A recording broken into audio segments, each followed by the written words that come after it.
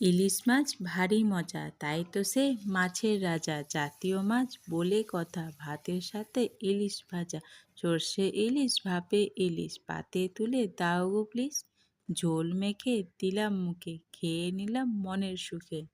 আজ বানাবো সর্ষে ইলিশ। ইলিশের এই রেসিপিটা খুবই সহজ। প্রথমেই আমি ইলিশ মাছ নিয়েছি 4 পিস। এখানে পরিমাণ মতো নুন মেখে বেশ খানিকক্ষণ রেখে দিয়েছি। এবার সাদা সর্ষে, কালো সর্ষে, পোস্ত, সাথে লঙ্কা সমস্তটা একসাথে খানিকক্ষণ ভিজিয়ে রেখেছিলাম। এবার বেটে নিয়ে ছাঁকনির দ্বারা ছেঁকে নিচ্ছি। ভালো করে ছেঁকে নিতে হবে। এবার গ্যাসে কড়াই বসিয়ে দিয়ে দেব সর্ষের তেল।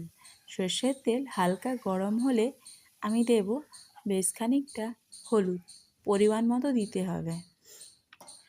এবার মাছগুলো দিয়ে এপিট ওপিট উল্টে পাল্টে নিয়ে হালকা করে ভেজে নিয়ে আমি কয়েকটা কাঁচা লঙ্কা দিয়ে দিচ্ছি।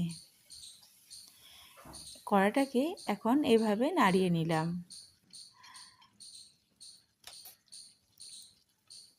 এবার আমি সর্ষের পোস্তর যে পেস্টটা করে রেখেছিলাম ওই জলটা দিয়ে দিলাম। এবার পরিমাণ মতো নুন দিয়ে ফুটিয়ে নেব ঢাকা দিয়ে। বেশ খানিকক্ষণ পরে আমি ঢাকা খুলে নুনটা চেক করলাম, ঠিক আছে। এবার রান্নাটাও আমার হয়ে এসছে ফাইনালি।